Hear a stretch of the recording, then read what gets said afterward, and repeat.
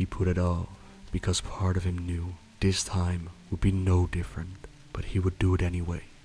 Just he had done every day for the past several years, because somehow, some way, a part of him still maintained hope. He closed his eyes, forced all extraneous thoughts from his mind, and reached out for the light. Please, just this once, let me bask again in your radiant glory. Nothing. Try harder. He focused with every ounce of concentration he had left in him. No bundo! He nearly jumped out of his skin, his eyes snapping open as he put out a hand to steady himself. He looked around, up at the sky. I found you. He turned to see Gul'dan and let out a deep breath, shaking his head. You should have known better than to think the light would favor you again. She came and sat down next to him, looking worn and weathered, and somewhat confused. How are you? He asked. No worse than normal. No bundo waited for more, but Gul'dan simply stared out over the harsh vista, unseen by both of them. A figure peeked out from a nearby cluster of jagged stone, watching, listening. Was there something you wanted to tell me? Gul'dan considered for a moment. Oh yes, she said at last. New member came to camp today. Said the orcs were regrouping, getting ready for something. They are led by someone new. What are they named?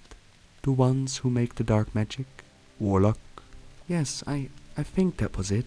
Gul'dan stood and stepped forward, standing just a few inches from the edge of the cliff. She was silent for a long moment. Not far away, the figure behind the stones departed, as silently as he had come. Gul'dan's eyes were distant. This was a harsh voice when she spoke, as if she were not entirely present. What do you think would happen if I took a few more steps?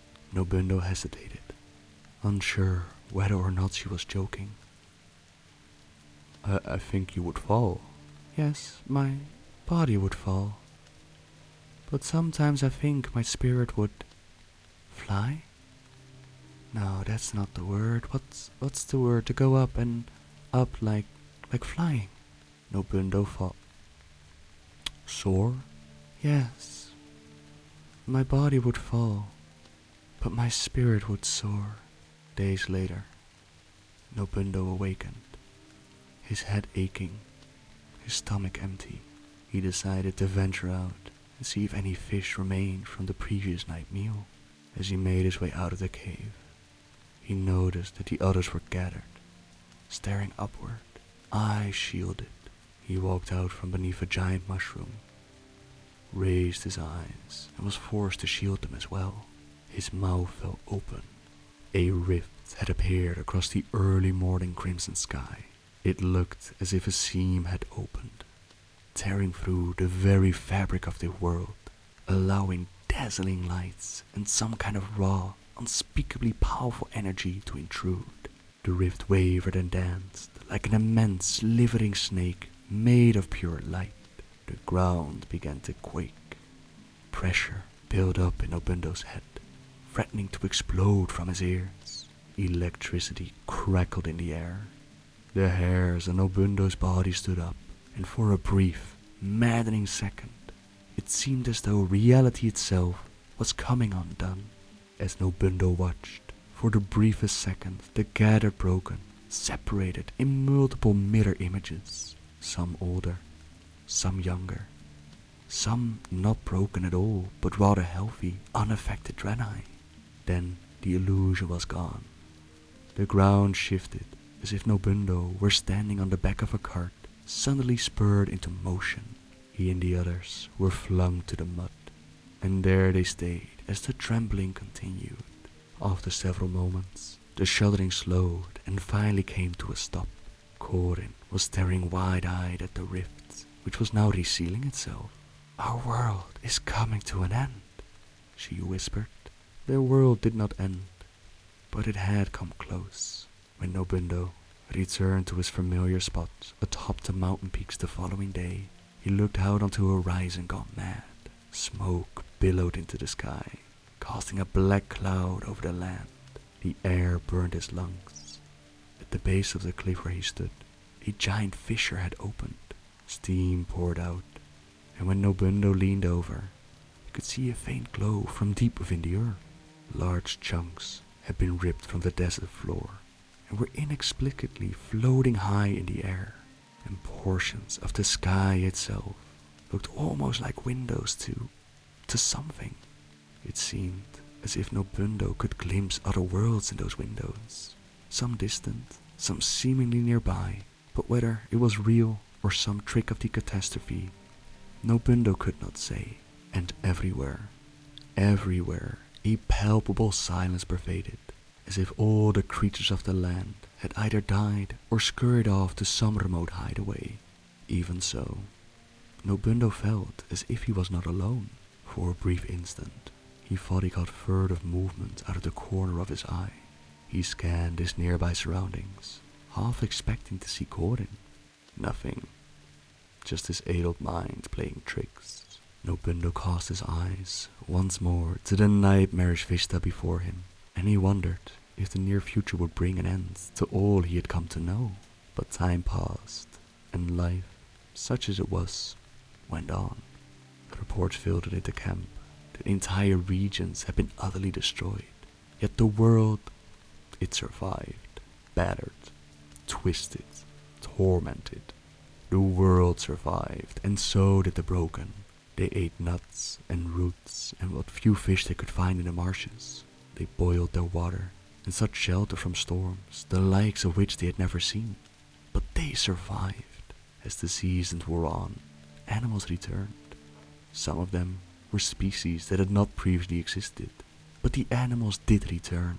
When the broken were lucky enough to have a successful hunt, they fed on meat. They survived, most of them at least. Just days ago, Herrick had disappeared.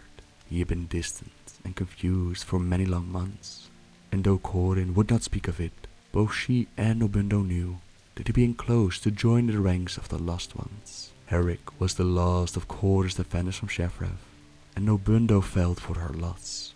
And though Nobundo would not speak of it, he wondered if he too might someday lose all control of his sanity and set out into the unknown, never to return, becoming little more than a memory, if that. He continued his daily vigil, making his pilgrimage to the remote mountain top, somehow maintaining hope that one day, if he had served his penance and earned its grace, the light would shine on him once again. Every day, he returned to camp disappointed, and every night he suffered the same terrible nightmare. Nobundo stood outside of Shefrev city, pounding his fist against the closed gates, while the screams of the dying shattered the night air.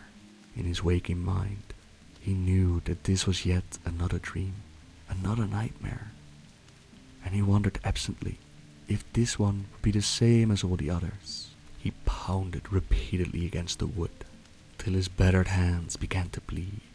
Inside, women and children died slow, horrific deaths. One by one, the screams died out, until a final, tormented wail remained. He recognized that cry.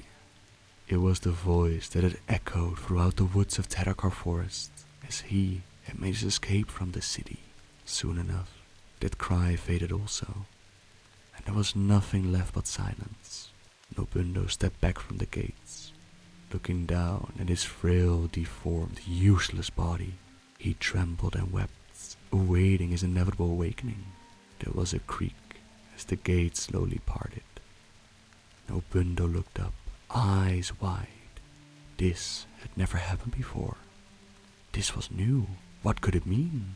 The massive doors revealed an empty lower city, the inner walls and ramparts lit by a single large fire just inside the inner ring. Nobundo stepped inside, drawn towards the warmth of the flames. He looked around, but there were no bodies, no sign of the carnage that had transpired, beyond a few discarded weapons lying several feet in a radiance around the fire. There was a soft roll of thunder, and Nobundo felt a drop of rain hit his arm. As he took another step forward, the giant gates closed behind him. He heard sounds then, shuffling noises emanating from beyond the firelight, drawing closer. He carried no weapons, not even his walking stick, and the knowledge that he was dreaming, it did nothing to diminish the danger that he felt. He prepared to grab a cord of burning wood from the fire, when he saw a female Draenei step into the light. The sporadic rain persisted. At first he smiled, delighted to see that one of them had survived, but his smile quickly disappeared as he saw the bloody gash across her throat, the bruises on her body. Her left arm hung limp and useless at her side. She stared at him vacantly, yet something in her demeanor was accusatory. As she drew nearer, he saw that it was Shaka. Soon she was joined by others, scores of them shambling forward from both sides, their eyes cloudy, their bodies bearing gruesome wounds. The wind picked up, stirring the fire. The rain became a steady drizzle. One by one, the women bent down, retrieving the various weapons from the earthen floor. Advancing, Nobundo grabbed a torch from the fire. "I wanted to save you. There was nothing I could do." He wanted to shout, but the words would not come. His movements felt slow, restricted. The wind again grew stronger, blowing out the torch Nobundo held. The slain women drew closer, raising their weapons as the fierce wind whipped the flames of the campfire, until it too died, leaving Nobundo in complete darkness. He waited, listening, trying to hear sounds of their approach through the pouring rain. Suddenly, an icy grip closed around his wrists. Nobundo screamed and awoke. He felt drained, more tired than when he went to sleep. The dreams were taking their toll. He decided the morning air might do some good. Perhaps Gul'dan was awake and they might converse. He stepped out to where some of the others were gathered for their morning meal and inquired as to Gul'dan's whereabouts from one of the newer members. "She left." "Left? Where? When?" "Moments ago." She did not say where. She behaved strangely. Said she was going to, what was the word? The broken paused, thinking, then nodded in recollection. "That's right. She said she was going to soar." Nobundo ran as quickly as his legs would carry him. By the time he reached the mountain peaks, his lungs were on fire. He was coughing up thick green mucus, and his legs shook uncontrollably. On the plateau leading to the cliff, he saw her, standing at the edge looking down. "Gul'dan, stop!" She looked back, offered the slightest hint of a smile, then turned and pitched forward silently, disappearing into a thick cloud of steam. Nobundo reached the edge and glanced over, seeing nothing but that faint glow far, far below. You were too late. He had failed once again, just as he had failed to save the women of Shefra. Nobundo closed his eyes tight and called out to the light with his mind. Why have you abandoned me? Why do you continue to torment me? Did I not serve you faithfully?" Still no response. Only a gentle breeze drying the tears on his cheeks. Perhaps Gul'dan was right. Nobundo knew deep down exactly why she had done what she had. She had not wanted to become like the lost ones. Perhaps she had found the only way out. This world had nothing left for him. It would be so easy to take those final steps, to walk off the edge and put an end to the misery. Not far away, a figure stepped out from behind jutting rocks, preparing to call out, but even now, cast out by his own people, ignored by the light, tormented by the souls of those we had failed to save, Nobundo found that he could not give up. The breeze turned to a Gul'dan, scattering clouds of steam and pushing so forcefully, it backed Nobundo away from the edge. In its rushing, he distinctively heard a single word. Everything. Nobundo strained to hear, Surely his sanity had reached its end. Surely his mind was playing tricks on him. The figure near the rocks took cover again, maintaining its silent watch. The wind picked up once more. Everything that is. More words. What madness was this? This was not the work of the light. The light did not speak. It was warmth that pervaded the body. This was something new, something different. A final blast of wind rolled over the plateau, forcing Nobundo to take a seat. Everything that is alive. After all these years of pleading, Nobundo had finally received an answer that came not from the light, but from the wind. Nobundo had heard of orcish practices that dealt with the elements, earth, wind, fire, and water. His people had witnessed some of the powers wielded by these shaman before the orcs' murderous campaign, but such things were completely foreign to the Draenei.